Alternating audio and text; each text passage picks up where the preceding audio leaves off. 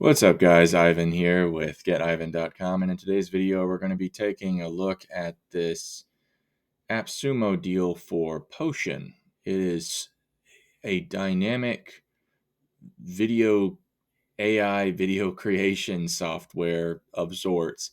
It does a number of interesting things, and I was really excited about it at first.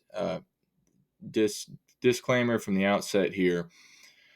I'm a little aggravated with it right now because it's a little confusing, and it's been kind of difficult to navigate through it. It has a lot of neat features, but what I want to demonstrate to you guys are some of the things I've tested and some of the things under the hood. There's documentation, but I didn't spot any video examples on their site or in the tutorials, at least at a glance. So I wanted to share some things that I've been observing. Pardon me, just to share. I kind of got a kick out of some of these features, but ultimately, I don't think I'll be keeping it because I don't think I can make it work, and I'll show you some of the reasons why. So let's dive into it here. So the UI is actually pretty neat. Your videos are here. It has this teleprompter feature. It's kind of hard to open these. You have to open up generic tabs and then navigate. I'm going to be handling my camera all over the place here, so bear with me. I can't actually activate some of these sections because I'm obviously doing a screen recording. This is using Screencastify up here. I got the early bird for this years ago, and I've been using it most of the time ever since then. But, there are some other tools out there with some neat features, and I was hoping to find a video spinning sort of utility where I could rapidly create short form content with placeholders so that I wouldn't have to do any video editing at scale. But I was really kind of confused by the scripting process because they use spin tags here. Pardon me. But when you go to make a video, it doesn't substitute the spin tags properly. Like, you don't get to actually insert your spreadsheet content before it shows you the script. So it's kind of, I'm not sure if it's working in an upside down manner or if it actually, the AI tries to use your voice to insert it later using the prompt. But I'll kind of give you some examples of what I was able to create, and you can kind of maybe you can kind of see how it goes. So under the theme section, pardon me, there are some really neat configuration features for being able to white label here. Like if we preview this theme, this is what the white label page looks like for me right now. So it's got my brand up here with plain headers and all the colors that match my brand. And then you can connect that to, I guess, a CNAME on a subdomain. So that is really cool from the standpoint of just a, white labeled subdomain oriented video landing page utility. This has a viable use case, even if the dynamic video features don't work super well. They're kind of ghetto. Just being able to record static videos and host them on your own white label page is pretty neat. And I'll show you some of the features under settings for these things. You can add a custom widget to that video page, to that particular video on your white label page, pardon me, and a call to action. So just from the standpoint of, even if you wanted to use something like this to just have, it kind of makes me wonder if this content indexes, because just from that standpoint, it could be really convenient. Well, I guess it's on a subdomain, so never mind. But yeah, just from the standpoint of content, being able to host content as pages, web pages, that I think is actually pretty cool from a conversion standpoint. So this feature, I got to say, that is pretty neat, the white label features. Now, I do have to say, this is a dynamic video we're looking at, and it lets you download some of this stuff, CSV pardon me, video template, duplicate the template, etc., etc. When you look at some of these other utilities, though, where's the other one I just made earlier? I click on like this static video. I didn't adjust my lighting before that. It's just a test, so it's a little crummy. But you can have it generate subtitles, but the subtitles you have to be kind of slow in order and clear in order for it to do a good job because it does poorly on punctuation. You can edit them, but it's just tedious. It doesn't like if we click edit here, it it doesn't in the main area it usually doesn't select very well, and you see the way that it segments it in each chunk. I mean, it's supposed to track as you speak, but I've noticed that it runs on a bit here, and I forgot to turn my system volume on, so you can't hear me speak, which is probably better. But you'll see the oddities when it tries to insert a very robotic voice into various Spintax sections, and you'll see where it tries to manipulate my mouth, and it just looks really ghetto. So I'll show that to you in a minute here. But so the subtitle section is not great, not really a great. I mean, it's neat that it's there, and I can see where there could be a use case. The captions actually look good. So if we do this, you can see it preview, and I just read one of their templates here, and so those actually do look decent, but they don't track properly, so that's a little bit tedious. You can add video images and GIFs here, and GIFs, or whatever, however you want to say it. One of the things that really bothered me, though, which kind of is a deal breaker, is the fact that you can only do 720p video quality. So that's a little crummy. Like they should give you 1080p. That's kind of not worth it. I mean, it might be okay to do shorts or something like that, but then they don't even give you a resolution option. So it's that's kind of obnoxious. I mean, not to be ugly about it. It just why settle for anything less than 1080p? You know. So anywho, you can download the video, and there's a bunch of these other features. But if I can't get it in full resolution, it's just not. This is a cool feature to flip the video, but yeah, that's kind of a bummer. And I noticed that when you look at, for example, when you go to the front end, if we looked at this, let me see here. Does it show me? Let me close this one. So I have one over here. When you look at the front end of one of the previews, so if we copy this link and we open this up, I think I may have had it open actually. Let's see. Video settings, video preview video. Here we go. So if we click here, look at this. So what this one does here is I just kind of did this template that they gave, and I just made up ridiculous names. And so the software manipulates your face and tries to guess your voice. And I'm sorry, I didn't turn my system settings on, so you can't hear it, but it's just really bad. You can see it's real fuzzy, and it tries to manipulate your face to do it, and it's like, hey Jimmy Smackle Glack, you know. So yeah, not great quality there. And then you can see here that when we click play, there's no way to blow up the oh no, there it goes. Okay, so I didn't know it could do that. A second ago I was looking for the blow up button. You can double click here though, and it blows it up. But you see, it's just low resolution. My camera is obviously 1080p, but it it's just only doing it in 720, so there's no point in doing full screen. So it's just not, the quality just isn't really there, you know.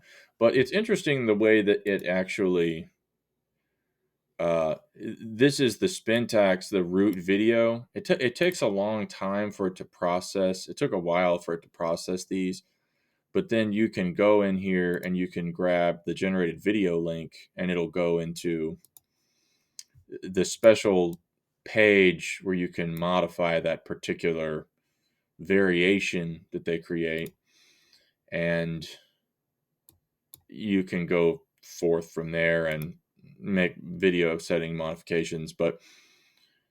And I guess you can download the actual CSV of generated videos. So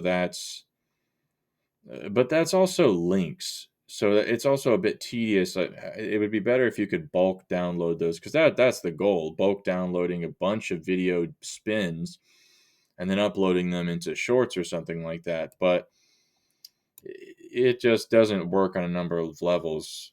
Obviously, in terms of resolution, in terms of the way it's manipulating footage, like there's a ton of bottlenecks in the software. The one that really aggravated me the most was, not to sound like a diva, but the all star of the software should be this dynamic screen recording feature, right? It's got the dynamic video feature, which is the one that I showed you here, and pardon me. You can see I did a static video and a screen recording. The screen recording actually looks pretty good. You have to install this Chrome extension. And when you open the Chrome extension, like if we look at my website here and we open this Chrome extension, it it particularly opens it up with viewing that tab. And so you can start the screen and face or the screen recording here. You can upload a video too. I didn't test that, but I guess you can use the various features when you upload. But that probably take time too. So when you start to do this, it doesn't actually show you that once as you move forward in the process, you can actually switch it to full screen mode, which is cool. But as you can see from the preview, it does show it does show some things, some control features there. The resolution is fine in the small viewable. And then there's a button to switch to a more blown up view in the middle of the camera, but it's not very big resolution. It doesn't go full screen on the face. So that's one of the things that I kind of haven't done because of the plugin that I use very much. But it would be nice to have that. So even so, this is really kind of the main thing where I'd say this works well enough that you could justify getting this on the deal just for that. But again, the big downside is you can't download in 1080p resolution. So why would you do that? It's just a huge bummer in that capacity. But the rest of these features, though, the landing page features, might actually make that viable, because if you can create enough permutations of these kinds of pages and then insert a variety of call to action and widgets on a bunch of those links, then you could do email blasts with personalized video landing pages. That's kind of what they made it for, because when you look at the copy embed codes, or sorry, when you look under more here, they have a bunch of CRM and email marketing softwares, snippets that I don't know how those operate in some capacity, but uh, video template links, embed codes. So I guess you can embed those directly, but if you have to do them one at a time, it's kind of a drag. Hopefully, if you download that CSV, then you could just copy paste those. And in that capacity, when you think about it, if you got the if you got the dynamic video stuff to work without being ghetto, then you could maybe bulk copy paste those embeds and then make HTML site at scale with a huge quantity of variations. Even if they're small, low resolution videos, it still might be a way to spin a large quantity of content that could be viable. So that is a bit of a digression. But back to this screen and face thing, like you can go full screen, but there are some downsides. I like the widget, pardon me. Uh, but again, like I said, there are some downsides. There's one other thing. Oh yeah, so I need to mention the let's see. So under the dynamic, I showed you the static feature. That's the dynamic video full face. And the dynamic screen recording, I spent a bit of time on that, and this is the most aggravating feature, because that's interesting. They're doing two at a time. That's usually it doesn't let you do that. You see, uh, this is way too confining. So and it's really confusing. This is what I was talking about. It allows you to turn on a teleprompter, but it's really confusing as to how that operates because I guess it's just confusing as to how the spin tax operates as you're reading on this teleprompter. So I won't get into the confusion, but it they need to be more clear on how that's supposed to operate. They have an area here where they want your face so that the software can, fuzzy mouth you. But and then you can see personalized screen capture video goes here. There's a number of other phases where you set a variety of things. There are certain things that they force you to set up. Like you can't enter in your spreadsheet variables like name and URL, email, and all this business. You can't do that till the fourth phase, which makes no sense to me. Like there needs to be the first phase, and you should have the ability to customize if you even want a video preview, or if you just want to have a generic message and then record the names separately, because they let you do that on the dynamic video capture thing. So I don't get, like, why couldn't I record two sections of video? Why couldn't I record a generic greeting that says, "Hey, Ivan here. I was looking at your URL here," and then it shows it on the screen, because of this, the Spintax URL, or it switches over to another video that I record where I do a list of such and such.com, this and this.com, uh, silver silverscreen.com, blue, sandwich.com or whatever. And I just say the names of the domains in the list until I get like 1,000 of them spoken, right? So if it got set up to where you could record a generic thing and then a personalized thing and then another personalized and do it all sequentially, to me that's what I thought that this was going to do. But it doesn't quite work like that. What it tries to do is use AI to just do fuzzy mouth and insert a bunch of crud in there. But one of the problems are that throughout the sequence, it really bottles you into. And I would show you this, but I think it's going to kill this recording if I go try to do that. So apologies for that because they're conflicting software here. But in the fourth step, when you try to upload the spreadsheet values, they force you to enter a LinkedIn URL. And I tried to just say NA and throw something in there, but it wouldn't let me proceed. I had to put a valid LinkedIn URL. I couldn't just put any URL. I had to put a valid LinkedIn profile URL. So that was really aggravating. There's no way. The process is far too confining. They need to break it up to the point where I can use it as a video spinning tool and I don't have to use this fuzzy mouth AI junk or whatever. Like, because what I want to do is I want to load in spreadsheet values and I want to go, "Hey, Ivan here. I was looking at this URL and I want it to, boom, pop that, URL onto the, the preview here in this section. And I was looking at these values and I wanted to populate, rankings or something like that. And I wanted to say, "Hey, you're on, I noticed you're on page 2 for these keywords." And then that way I could, generate a bunch of audits at scale. So that was my great hope for this software. And technically, if I wanted to jerry rig it, I could maybe get some. It would just be too ghetto though to bother. So, anyways, that's the limitations of this software and some of the pros and cons. And I had great hopes for it.